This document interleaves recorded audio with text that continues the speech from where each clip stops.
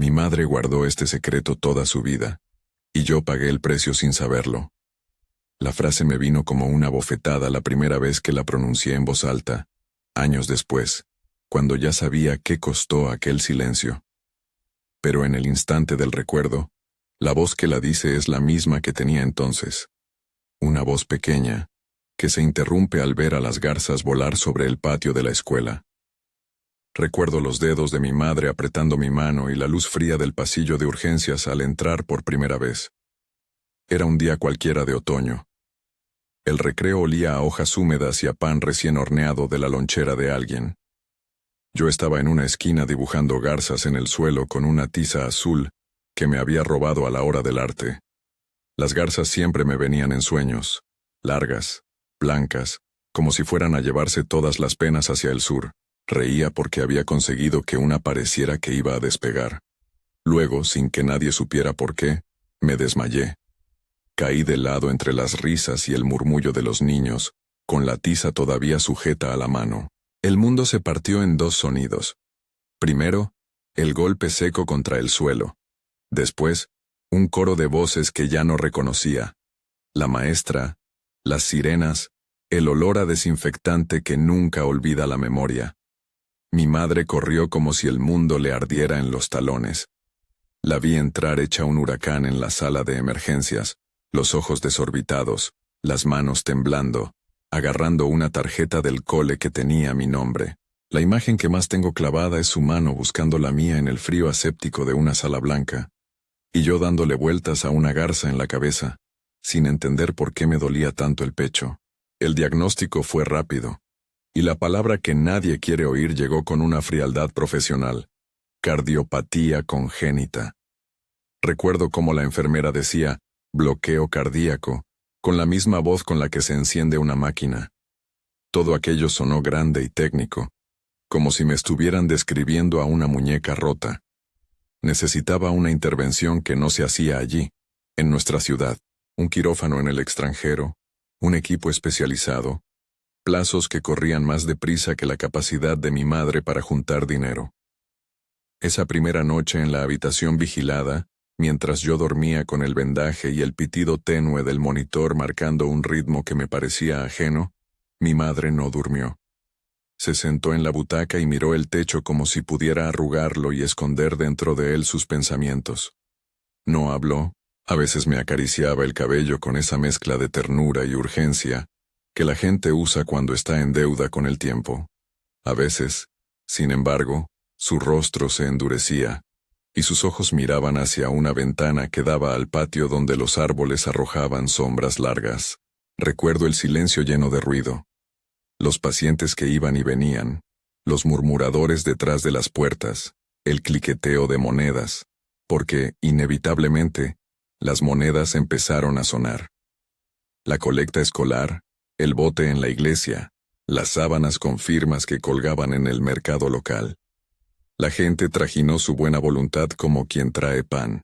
Aquel pueblo, con sus calles estrechas y cafés donde todo se sabía, desplegó una solidaridad que me hacía sentir pequeña y agradecida. Sin embargo, cada gesto solidario venía cargado de susurros en los que mi madre no estaba presente.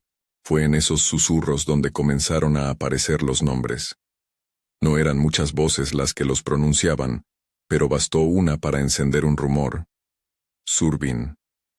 Un nombre que en nuestra ciudad sonaba a placas de mármol, a cortes de cinta y a sonrisas calculadas. Iván Zurbin donaba edificios, ponía su firma en proyectos con placas doradas y aparecía en fotos con corbata, sosteniendo bebés envueltos en mantas. Era el hombre que daba en público y preguntaba poco.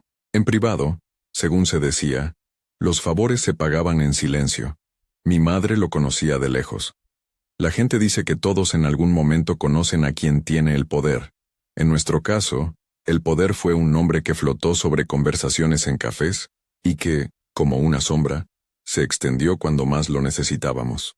Nadie explicaba con detalle qué vínculo había entre Irina y Zurbin. Algunos hablaban por insinuaciones, otros por sorna, como si fuera habitual de la región que quien tiene dinero también guarda secretos que nadie debería desenmarañar. A mí entonces, Esos nombres apenas me rozaban. A mi edad, una garza era suficiente motivo de felicidad. Irina, mi madre, la mujer que me había enseñado a dibujar aves y a no dejar las ventanas abiertas cuando llovía, dejó de ser solo eso para convertirse en un personaje complejo en los pasillos del hospital. Había algo en su manera de atender las llamadas que me hizo entender que aquello no era solo una emergencia médica. Era un problema que se mordía la cola con otras viejas deudas invisibles. Las primeras semanas fueron una carrera contra el tiempo. Las autorizaciones, las cartas del servicio social, las listas de espera y la búsqueda de financiación. La fundación local apareció como un faro, organizó una gala, prometió un dossier y consiguió que algunos medios pusieran una nota amable en su sección de cultura. Todos nos unimos, decían las fotos. Entre los voluntarios había mujeres que vendían pasteles, vecinos que pelaban patatas por kilos, adolescentes que fingían ser jóvenes emprendedores mientras recaudaban con pulseras hechas a mano. Cuando la olla de la colecta se llenó de billetes, la gente se abrazaba en la plaza. Yo veía todo desde la cama, intentando aprender a respirar de nuevo. Y entonces llegó la oferta. Fue una tarde cuando recibió la carta. No era una llamada formal ni un mensaje de la fundación. Era un sobre blanco con el nombre de Irina escrito a mano, sin remitente, que alguien deslizó por la puerta del hospital. Ella lo abrió con los dedos manchados de café, y por un instante su rostro fue una superficie que no dejaba ver el interior. Leí su mano sosteniendo el papel y vi la tinta oscura temblar. No sé si fue la última esperanza o el primer detalle que haría que todo se agrietara, pero recuerdo que la palabra ayuda había sido usada en un modo que no era gratuito. Cuando lo abrieron en el salón de espera donde las familias aguantaban con mantas y revistas, el susurro volvió. «Ha sido Surbin», murmuró alguien.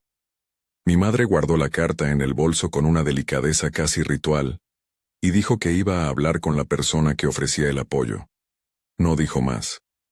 Esa noche, en casa, la benefactora apareció en la radio como quien aparece en todas partes. Su fundación reparó el tejado de la escuela. Su nombre se pegaba a cualquier placa inaugurada. No fue hasta días después que supe que la ayuda iba a tener condiciones. No lo dijo con la crudeza que yo, todavía niña, hubiese entendido. Fue en una conversación que la encontré sosteniendo el teléfono en la cocina, hablando muy bajo, con la espalda pegada al azulejo frío. A ratos sonreía con una tristeza forzada, a ratos tragaba palabras.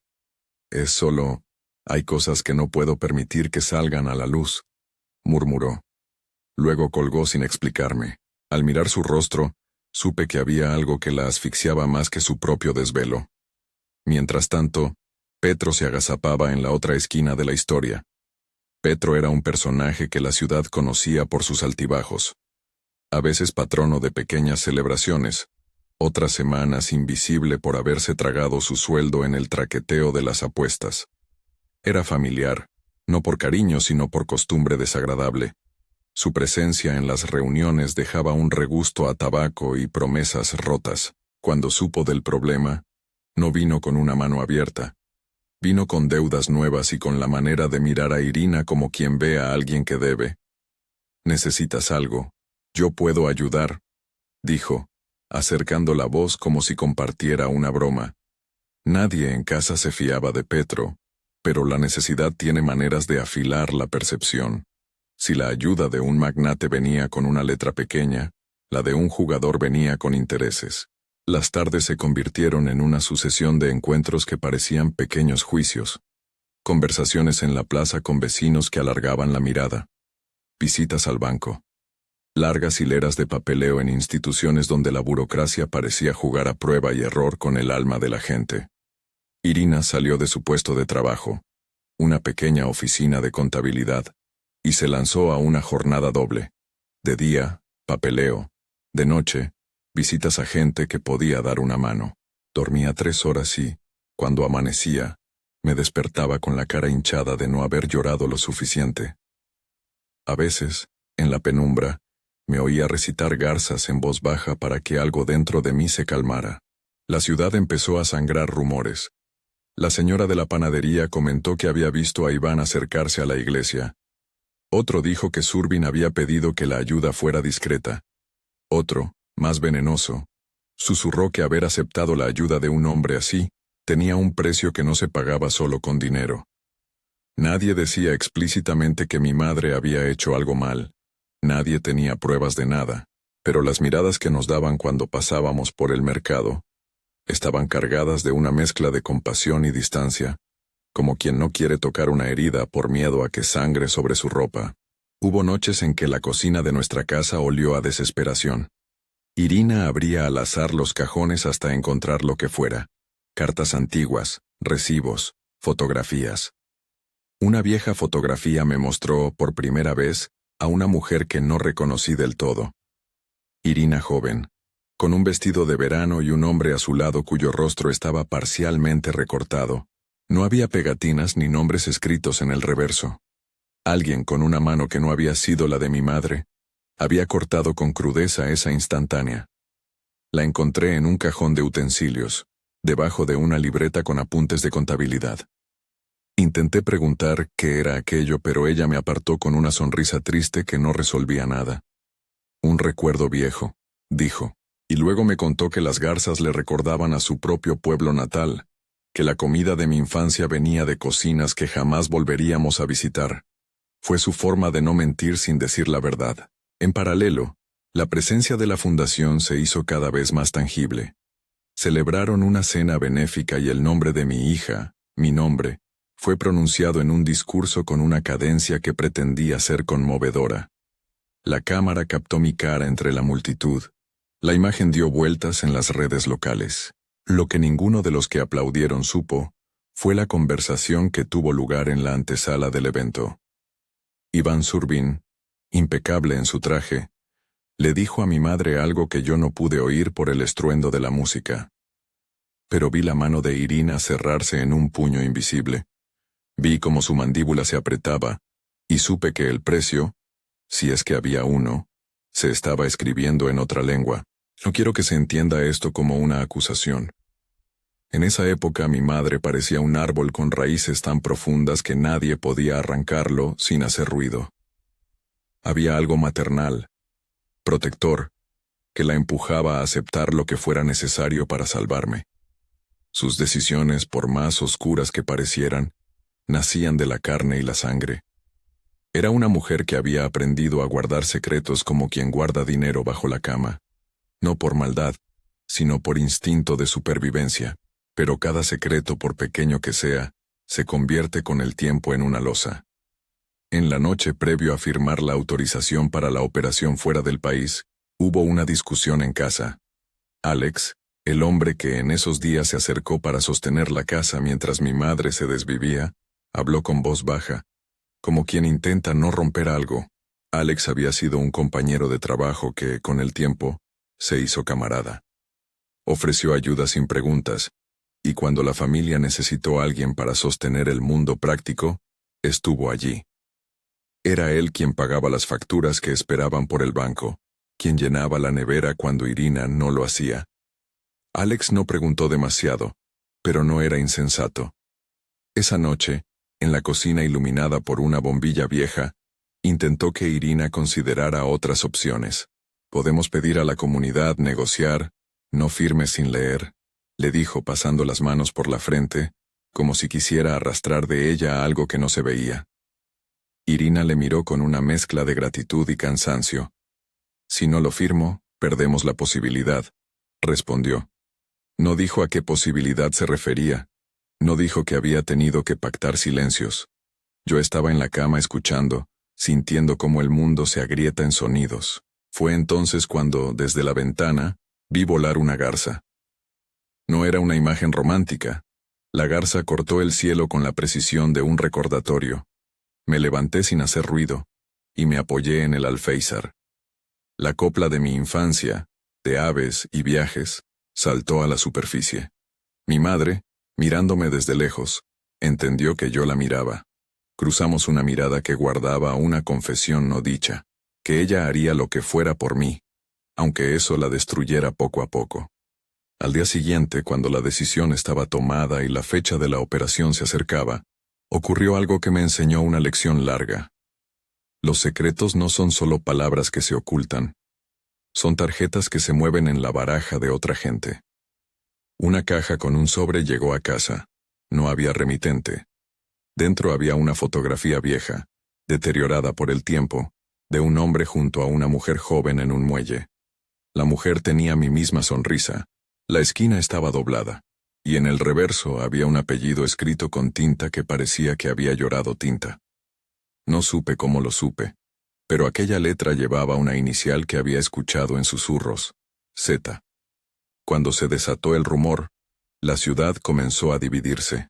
Había quienes dijeron que era injusto cargar a una mujer por decisiones del pasado. Otros susurraban que aceptar la ayuda de Zurbin era pagar con deuda moral. Ninguno tenía la pieza que cerrara el rompecabezas.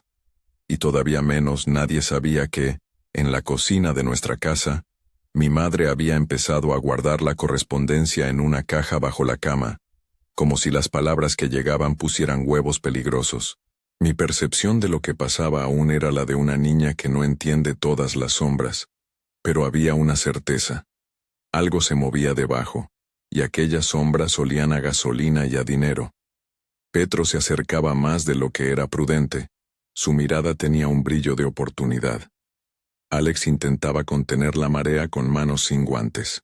Y mi madre, Irina, mantenía la compostura como quien mantiene un faro en la tormenta. No sabía si lo que alumbraba era seguro, pero lo mantenía encendido aunque una grieta en su base se hiciera más grande cada noche. Poco antes de que nos marcháramos al hospital de la ciudad donde nos habían programado la intervención, llegó una llamada. Era de alguien que dijo representar a la fundación. «Hemos acordado cubrir los gastos», dijo la voz. «Pero hay notas que debemos aclarar. Necesitamos transparencia». No explicó qué clase de transparencia. Mi madre colgó y me miró con una expresión que mezclaba alivio y terrible fatiga. «Es lo que hay», dijo, y fue la primera vez que la oí decir algo que sonaba a rendición. Esa misma tarde encontré, escondida entre la ropa de mi madre, una carta sellada con un lacre oscuro, una letra que no le pertenecía. Estaba dirigida a ella y tenía, en el sobre, una anotación escrita a lápiz. «No abrir. Alguien más debe saber». La curiosidad infantil me empujó. La abrí. No debería haberlo hecho. El contenido no era grande, pero su fuerza era como de marea. Había frases sueltas: protegerla, no exponer, la sangre. Había un nombre que se repetía sin acabar de aparecer entero. Y en la esquina, un sello con un símbolo que había visto alguna vez en una placa de la ciudad, junto al nombre de una empresa que patrocinaba obras públicas. No entendía todo, pero entendía lo suficiente como para notar que aquello no era una simple ayuda. Había medidas que no estaban explicadas en los folletos de la fundación. Metí la carta de nuevo en el sobre y la volví a guardar. No le dije nada a nadie. Aquella noche no dormimos. Mi madre miró la puerta como si esperara que alguien la entrara a despojarle de su secreto. Yo me senté en la cama y dibujé una garza con la tiza que había sobrevivido al tiempo. Mi mano se tensó. Sentí que, en algún lugar, las piezas del mapa de mi vida se estaban moviendo de sitio. No sabía que todo aquello, las donaciones, los favores, la carta, era apenas el inicio de un movimiento que nos dejaría sin aliento. Al amanecer, la ciudad amaneció con un rumor nuevo. Un coche que se estrelló contra la valla de la finca de Zurbin. Los titulares salpicaron la mañana. Accidente en la carretera. Empresario herido. La radio decía vaguedades y la televisión mostraba imágenes de ambulancias. Nadie desde la fundación había dicho que este problema se iba a intensificar. Nadie dijo que los favores cedidos en la penumbra a veces vuelven con un interés mayor del que se pidió. Mi madre cerró las persianas. La casa se volvió una isla. Alex se quedó una noche más para hacer compañía. Petro apareció, por supuesto, pero esta vez no con ofrecimientos, sino con la mirada de quien presiente dinero en movimiento. «Cuidado con los que vienen a ayudar», le dijo a Alex en voz baja. Hay quienes no venden ayuda sin cobrar. Su frase no era solo advertencia, era una pista sobre algo que, todavía, yo no entendía del todo. En los días que siguieron, mi cabeza empezó a hilvanar piezas. Había papeles, números, nombres que daban vueltas como moscas en torno a una lámpara. Veía a mi madre hablar por teléfono, y la palabra protección salir vestida de formalidad. En alguna parte, alguien sabía algo que ella no quería que supiéramos. Y su secreto, esa palabra que yo repito ahora como si fuera un peso, se había vuelto un objeto con puntas. No digo esto para justificar lo que pudiera venir después. Digo esto porque fue así. Mi madre guardó algo para protegernos, y ese acto de protección empezó a tener consecuencias que nosotros no podíamos prever. Guardar silencio a veces salva, a veces condena. No lo supe entonces. Lo supe después, demasiado tarde para no sentir que había pagado un precio. Cuando me fui a la cama aquella noche, con la carta apretada en mi mano como si fuera una reliquia, la garza de mi dibujo parecía a punto de volar. Afuera, las sirenas se acercaban y se alejaban como animales marinos. No sabía que, pronto, esa misma carta pondría en movimiento hilos que tirarían de nuestras vidas, que aquello que se ocultaba entre dobles fondos y manos apretadas iba a exigir respuestas que nadie sabía si podríamos pagar. Si esta historia te está tocando, quédate. Suscríbete para seguir hasta donde lleven estas verdades silenciosas. Hay más que contar, más de lo que parece a simple vista. Los preparativos se intensificaron. Las maletas, las gestiones, los nombres de los médicos, la lista interminable de pruebas. Los días se doblaban como acordeones. A veces se estiraban con la lentitud de quien espera una cura. Otras se comprimían como el espacio entre latido y latido de un corazón que necesita ayuda urgente. Las conversaciones eran nudos que alguien debía deshacer. En la mesa de la cocina había folios, facturas, permisos. Irina no los miraba con miedo. Los miraba con la resolución de quien ya no tiene nada que perder, salvo, quizá, la dignidad. Fue entonces cuando, por primera vez, escuché directamente el secreto. O, más exactamente, escuché la palabra que lo orbitaba.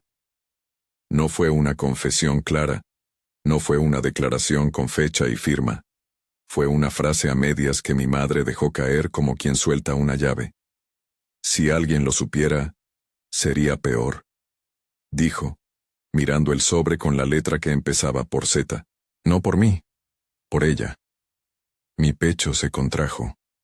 Por primera vez me sentí arrastrada hacia el centro de algo que no entendía, y que sin embargo, me pertenecía. Un secreto puede ser un escudo. También puede ser una bomba de relojería dentro de un cajón. Aquella frase fue la primera ficha de dominó. Ninguno de los que estábamos en la cocina imaginó lo que pasaría cuando la ficha cayera. Nadie pensó que aquella pequeña voluntad de proteger podría llegar a hacer temblar paredes, a despertar rivalidades y a poner en movimiento a hombres que pierden más que su dinero cuando alguien los despoja de su control.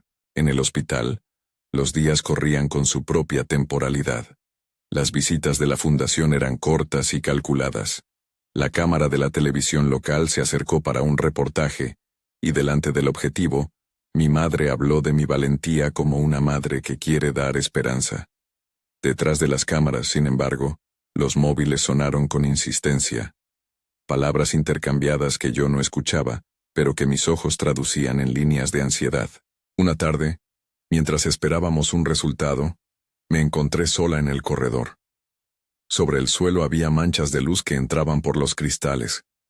Me senté y observé mis manos, que no sabían estar quietas. Pasó una mujer vestida de voluntaria con un bote de donaciones, y me miró con ojos que comprendían más de lo que las palabras podían decir. Las garzas vuelan de nuevo, me dijo, tocando mi hombro con una ternura que parecía una bendición. Lo importante es que sigan volando. Aquel momento fue breve y a la vez eterno. La frase me dio fuerzas y de pronto, las garzas dejaron de ser solo un símbolo infantil. Se convirtieron en el mapa de lo que podía ser la salvación. Pero mientras tanto, la sombra del secreto comenzaba a alargarse. El sobre con la Z cambió de lugar una vez más. Alguien, en nuestra casa, había intentado sacar información sin permiso.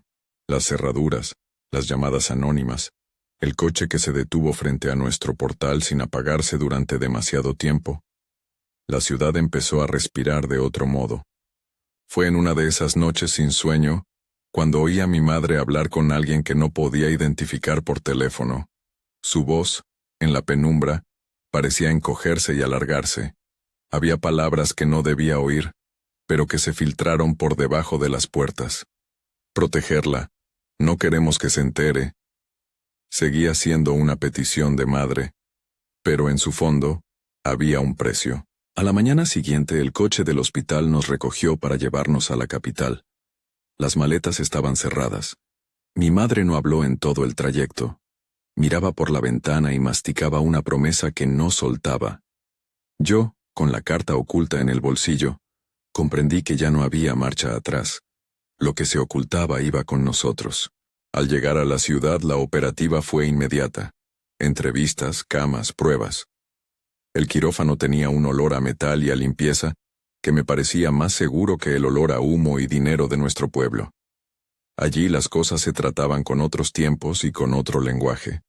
Me gustaba pensar que allí no llegaban los nombres que coronaban placas. Allí solo había manos con experiencia. Sin embargo, incluso aquel oasis técnico tenía sus grietas. La fundación presionó por fechas.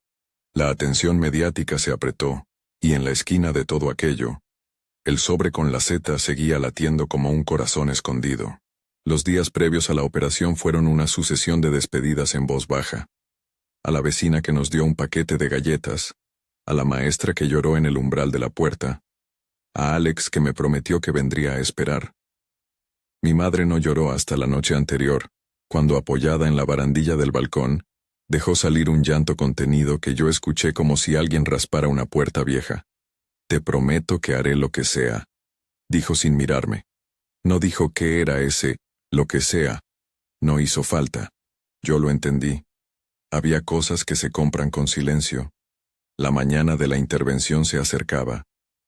En la habitación, las luces eran menos crueles que en la sala de urgencias la primera vez, pero el trato era igual de solemne. Me quitaron la tiza de la mano y me dieron un juguete pequeño, una garza de plástico con ojos pintados, que apreté como quien busca el equilibrio. Mi madre me miró, y por un segundo, vi algo que nunca antes había visto. No era miedo, sino una resolución que podía doler más que cualquier miedo. Ella puso una mano sobre mi cabeza y me susurró algo que todavía escucho cuando cierro los ojos. Vuela, pequeña. No con las palabras de siempre, sino con la gravedad de quien pide que lo que uno ama siga siendo libre, sin importar el nudo que uno lleve en el bolsillo. Al entrar en quirófano, la última imagen que tengo es la de mi madre saliendo del pasillo con la carta oculta en su abrigo. No sabía entonces que esa carta era la punta de un iceberg de secretos que pronto comenzarían a hacer ruido. Salir del hospital, enfrentar la ciudad, los rumores, las presiones. Todo era parte de un tablero donde las piezas se movían con manos que no eran siempre visibles. Cuando me desperté después de la anestesia, la primera cosa que vi fue a Alex llorando sin control en la sala de recuperación. Su rostro se había vuelto una máscara de relieve, como si todo lo que había aguantado se hubiera decidido en una sola expresión. A su lado mi madre se inclinaba con la voz vacía. La carta, sin embargo, ya no estaba donde antes la había visto. Fue entonces cuando un rumor, casi una sombra, llegó a mis oídos mientras aún me sostenía de la cama. Habían detenido a alguien por apuestas ilegales.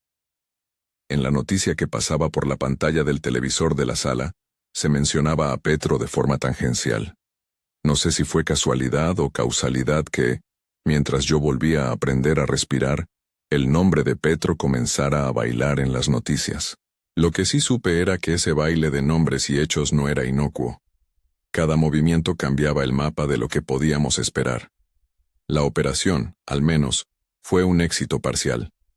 Los médicos dijeron que la intervención había salido bien y que mi recuperación dependería de tiempo y cuidados.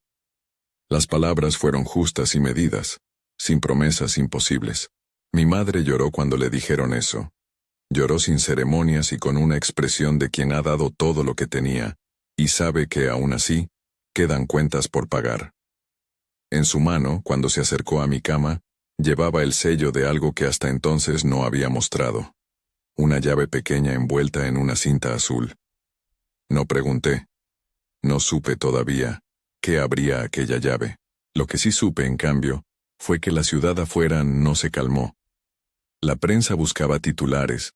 Las manos que movían dinero volvían a mover las cosas en la oscuridad, y la carta con la Z, esa que yo había abierto de niña, empezó a tomar una forma más concreta en las conversaciones que oía a hurtadillas.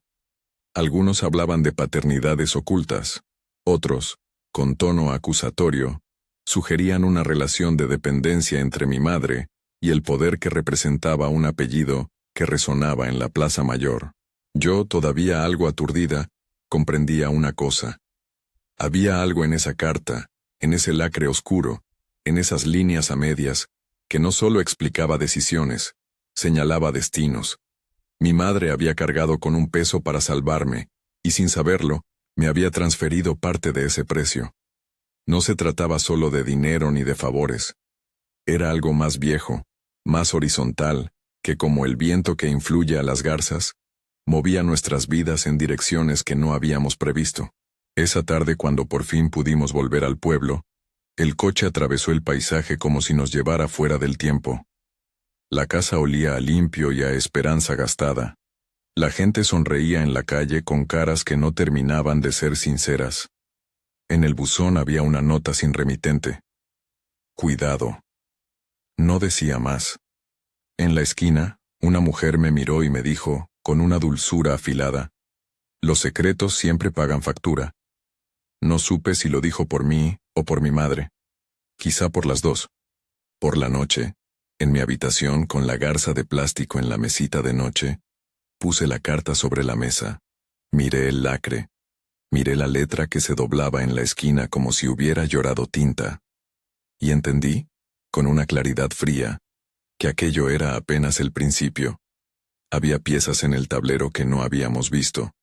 Los favores, las ayudas, los nombres de los que se acercaban para sostenernos, tenían un peso que no se medía solo en dinero. Al cerrar los ojos vi la garza levantar el vuelo. Esta vez no fue un sueño sencillo. Era la promesa de que algo volaba lejos, pero también de que algo quedaba atrás.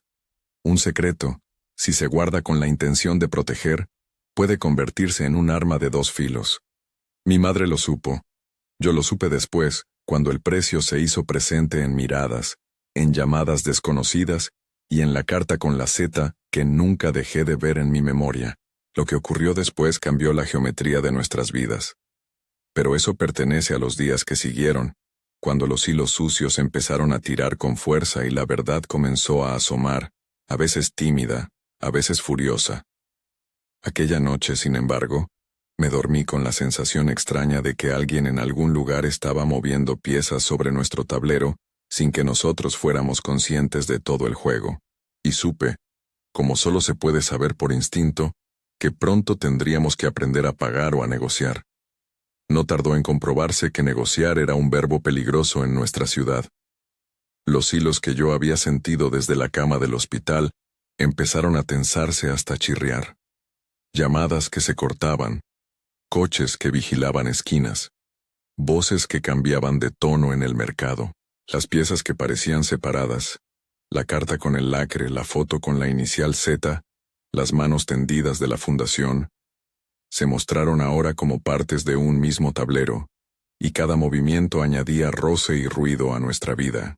La noticia del accidente de Iván Surbin cayó como una piedra en el estanque. Había imágenes en la tele, un todoterreno empotrado contra un guardarraíl, la chapa retorcida, la lona policial que empezaba a separarse. No sabíamos muchos detalles. Eso lo daban por hecho las noticias, solo que el empresario había sufrido una colisión grave a la altura del desfiladero que llevaba a la autopista. En nuestra ciudad esas cosas no pasaban por azar, o por lo menos así nos lo contaron entre susurros en la peluquería y en la panadería. La histeria pública abrió otra brecha en la delicada fachada que mi madre había construido. Irina se desmoronó la noche en que vieron su rostro en la tele. La imagen de él, con la frente cubierta de algodón, apareció en la sala, y algo dentro de ella se cayó en pedazos. Se quedó parada ante el espejo como si buscara en su propia cara el precio que habían pagado. No habló mucho. Su silencio se volvió otra vez estratégico. No solo ocultaba, sino negociaba con lo que aún podía ser salvado. «No puedo perder más», me dijo una madrugada, y en sus ojos había la sombra de alguien que ya no podía distinguir entre lo que era deuda y lo que era culpa. La policía llegó a nuestro pueblo con una diligencia que sorprendió a todos. No eran detectives con linterna y gabardina, eran jóvenes serios con carpetas y preguntas. Al principio preguntaron por Petro. Su nombre llevaba tiempo en los titulares locales por sus deudas y por jugar con el dinero ajeno. La noche que detuvieron a Petro fue una secuencia que parecía tomada de una película barata. Luces azules, vecinos asomándose entre cortinas, una bolsa negra de pruebas en manos de un agente. Lo acusaron de gestionar apuestas ilegales y de estar implicado en una red de financiamiento clandestino. No era exactamente un homicidio ni un sabotaje, pero la conexión que buscaban era la forma habitual de llegar a piezas mayores. Si Petro movía dinero, ¿quién se lo pagaba? ¿Qué favores se cobraban con efectivo sucio? Lo curioso, o quizás inevitable, fue que Petro, en su bronca y en su tedio, dijo cosas que nadie esperaba. Ante la presión, llegó un momento en que quiso negociar su mínima libertad. Salieron fragmentos. Me pagaron por asustarle.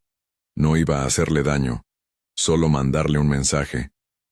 No sé quién puso el dinero. Me lo dieron en un sobre. Esas frases, dichas con la lengua pastosa de quien duerme mal y bebe peor, se convirtieron en sospechas lúcidas. Nadie podía asegurar que había sido él quien empujó el coche. Nadie tenía registro de que hubiera alguien pagándole para eso. Pero los hilos unidos a su nombre eran suficientes para que la prensa comenzara a hurgar en el pasado de la beneficencia, de las transferencias y de los contratos con la fundación. En medio de esa tormenta mediática apareció un testigo que cambió la dirección de la duda. Una mujer que trabajaba en la recepción de un hotel cercano a la autopista contó haber visto un coche sospechoso la noche del accidente. No estuvo solo, dijo, y su frase abrió otra caja. ¿Había alguien más en la carretera a esa hora? ¿Se trató de un atentado o de un mal cálculo? La policía no lo sabía, nosotros tampoco. Pero la noticia impulsó otra oleada de teléfonos, visitas y llamadas anónimas que exigían respuestas. La ciudad olía a caucho quemado y a papel de periódico mojado por las lágrimas de la gente. Mientras la investigación tomaba forma, la fundación intentó deslindar responsabilidades públicamente y a la vez mantener la operación a flote. Había documentos, pactos y correspondencia que solo ahora parecían relevantes. Un asesor legal apareció en la cocina de nuestra casa con un maletín y palabras calibradas. No podemos permitir filtraciones. Si se pronuncian nombres, eso interferirá con la recaudación.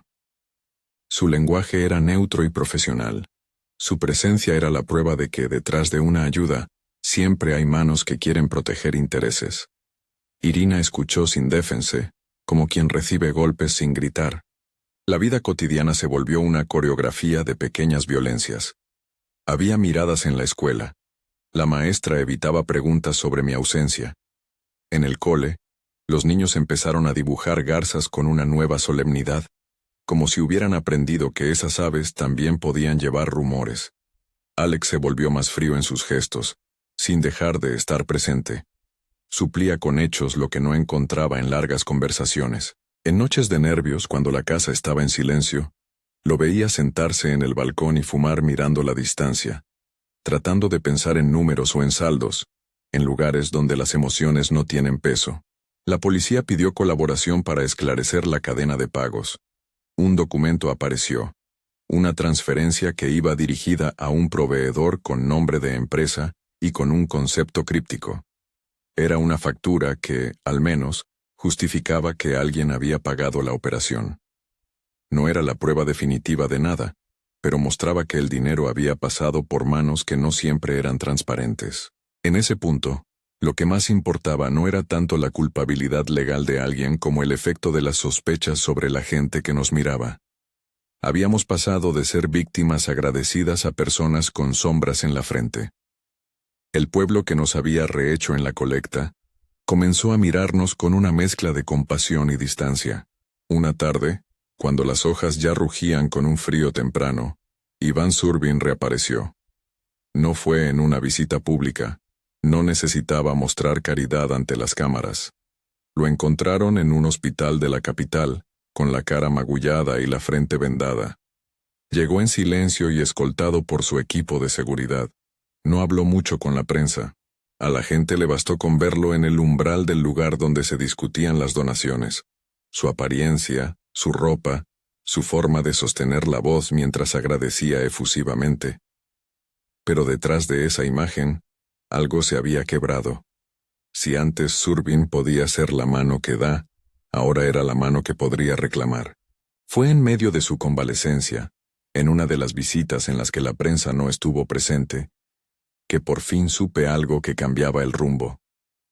Alex, con su rigor práctico, había ido a hablar con el abogado de la fundación para pedir garantías, y entregó a mi madre, sin mediar demasiadas palabras, un sobre con un documento que había conseguido en esas conversaciones.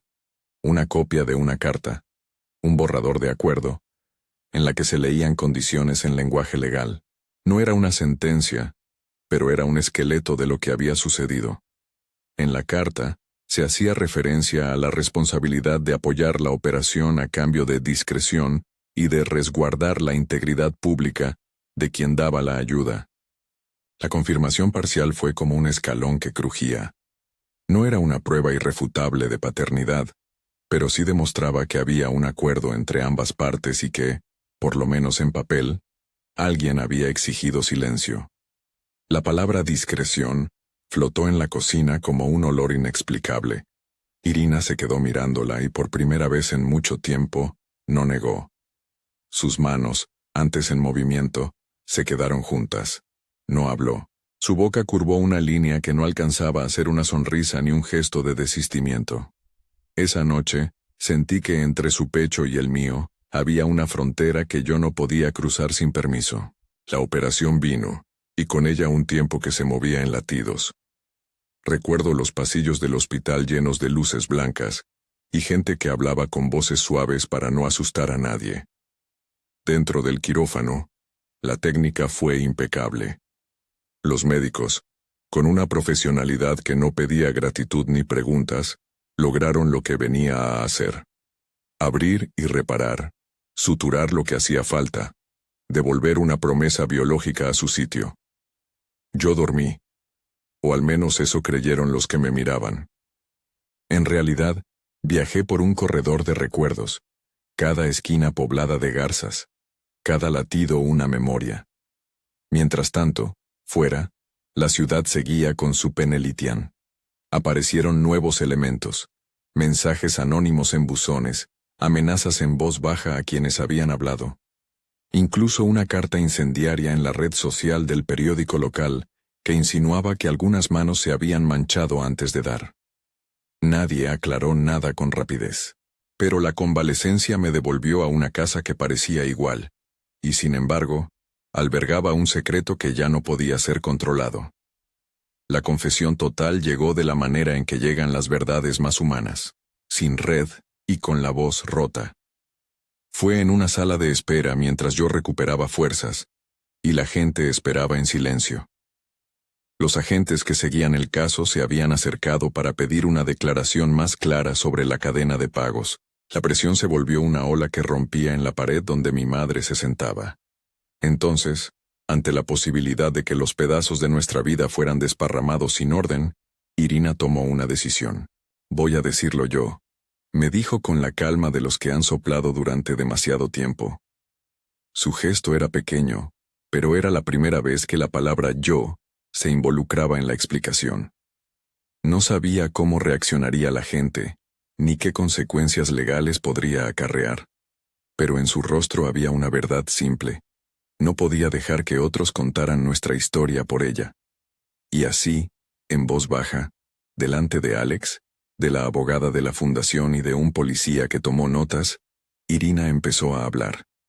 Me contó otra vez esa historia que, en partes, yo ya había inventado en mi imaginación infantil, pero que solo ahora escuchaba con la claridad de la edad adulta.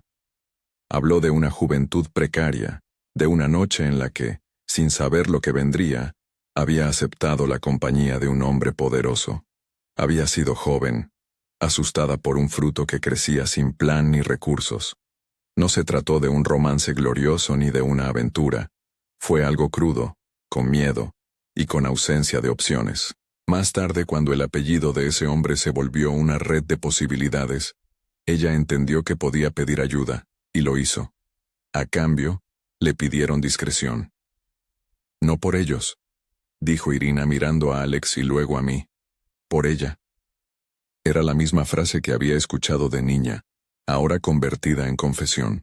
El detalle que cerró el círculo fue la admisión de que la paternidad de quien me daba la vida correspondía, en efecto, a Iván Zurbin. No lo dijo con resentimiento ni con orgullo. Lo dijo como quien enumera una lista de compras que ha llevado en mente durante años. Hubo quien miró con sorpresa, quien torció el gesto de asco, quien calló con respeto. Ella explicó con voz firme que había aceptado firmar un documento de renuncia pública o de no reclamación que protegía a ambas partes.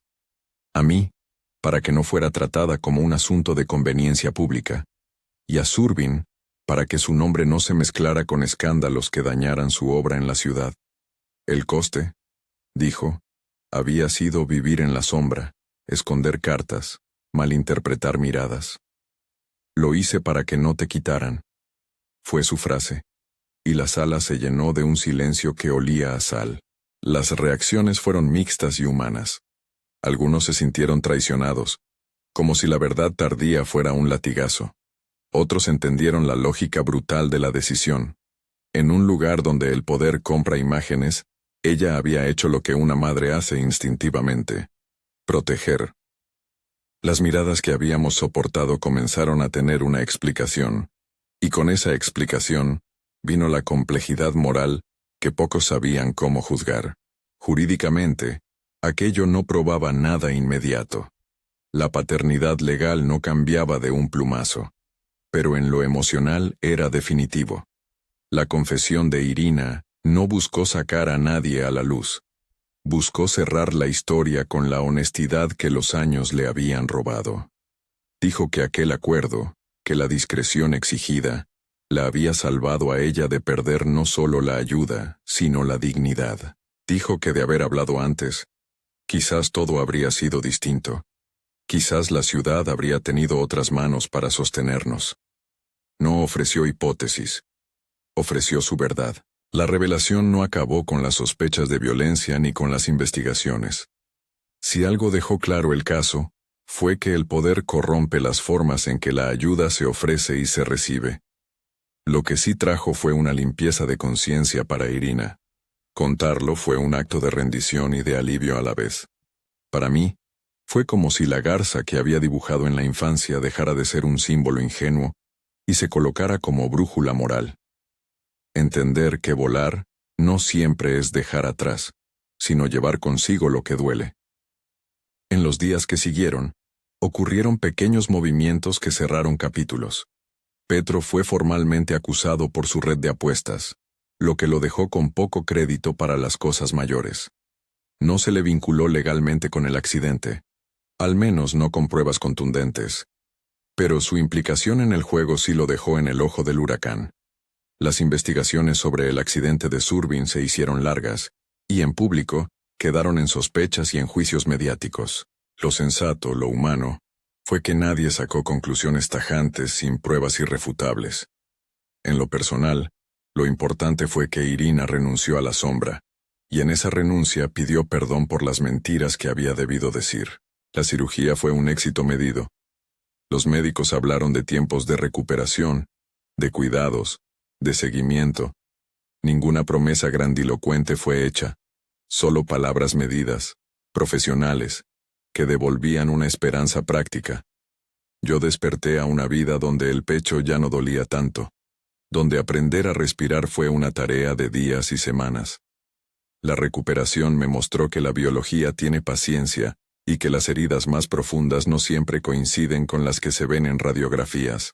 La comunidad se organizó en formas que me sorprendieron. Hubo personas que nos dieron corte y otras que se acercaron a pedir perdón por el ruido que habían hecho. La escuela organizó una pequeña ceremonia para agradecer las donaciones y para plantar un olivo en honor a mi recuperación. Durante esa mañana, vi a madres que me habían mirado con distancia abrazarme sin prisa. Vi a Alex con la cara llena de lágrimas, pero una calma nueva en sus manos. No todo se arregló. No se borraron las cicatrices sociales, pero la verdad permitió una posibilidad de arreglo. Irina y Alex tuvieron una conversación larga en la cocina una tarde, en que la lluvia barría la calle con insistencia. Hablaron de futuro, de lo que sería soportable y de lo que exigía reparación. Alex, que había sido un pilar silencioso, puso encima de la mesa un gesto que no esperaba. Una oferta de compañía que iba más allá de la circunstancia. No fue una propuesta romántica al modo de los cuentos, fue más bien una promesa a contener. Si quieres, podemos intentar construir algo que no dependa de esconder cosas, dijo, con la voz baja que usaba cuando se acercaba a reparar objetos frágiles. Irina, con arrugas nuevas en los ojos, aceptó, no como un gesto de rescate, sino como una decisión consciente de buscar nueva tierra firme.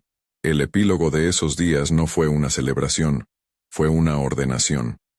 La verdad no borró las culpas ni las deudas, pero dio contornos. Los nombres que flotaban ahora tenían un rostro humano. Surbin, en apariencia, hizo gestos públicos de apoyo que eran difíciles de leer. Pagó lo que prometió pagar y en público pidió que se respetara la privacidad de la familia. No hubo aplausos grandilocuentes porque la ciudad ya no quería aplausos. Quería normalidad. La normalidad volvió con su lento andar. Con el tiempo aprendí a ver la verdad como una carga a la que se le había hecho sitio. Comprendí que mi madre había guardado su secreto por instinto y por miedo, y que ese mismo secreto me había dado la vida que ahora estaba intentando vivir. Pagar un precio, pensé. No es siempre algo ligado al dinero. A veces pagar implica vivir con la huella de ciertas decisiones en la mirada de quienes te conocen. Había cosas que no podíamos recuperar. Las horas perdidas de tranquilidad, los gestos a medias de vecinos que ahora nos veían con otros ojos. Pero también había algo que sí se recuperaba. La posibilidad de hablar sin máscaras y de recomponer la confianza con quienes realmente importaban. Pasaron meses. Mi recuperación fue lenta pero constante.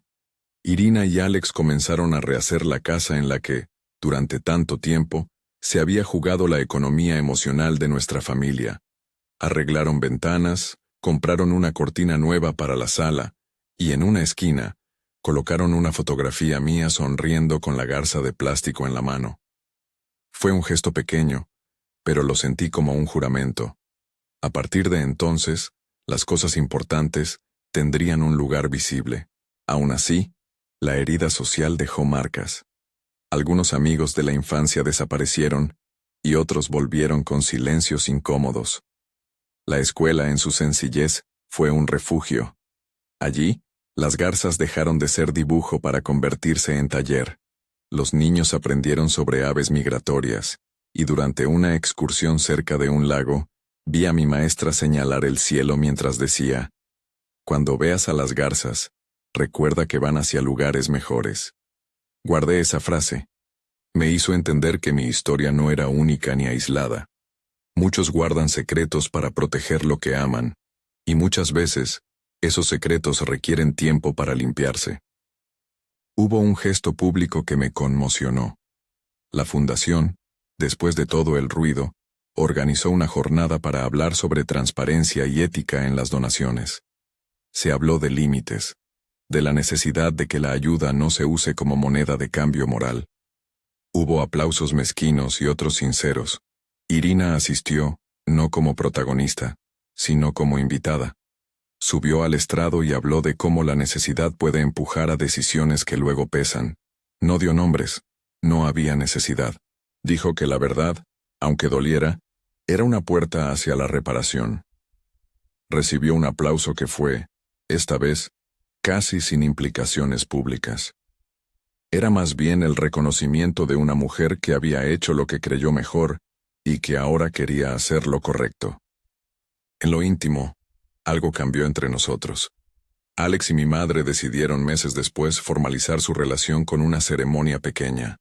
No fue una boda al uso con protocolo, sino una reunión de quienes habían estado presentes.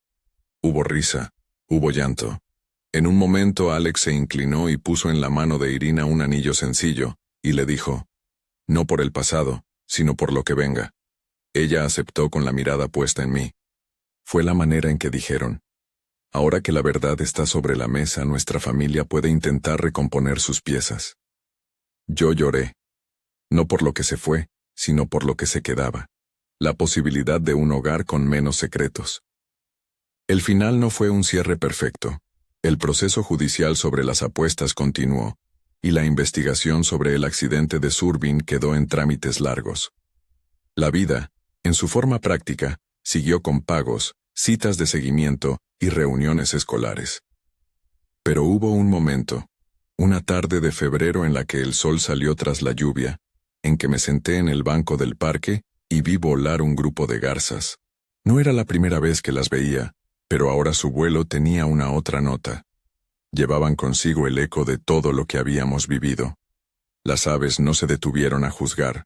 Simplemente siguieron su ruta hacia el sur, como si supieran de corrientes que nosotros no alcanzábamos a ver. A veces me pregunto si la mejor manera de honrar lo que mi madre hizo no es juzgarla, sino entender que las decisiones extremas nacen de situaciones extremas. Hubo manos sucias en esta historia, sin dudas, y hubo también manos que tendieron ayuda sin condiciones. Pero sobre todo hubo una mujer que eligió proteger, aún sabiendo que eso la llevaría a vivir con un secreto que la corroía desde dentro.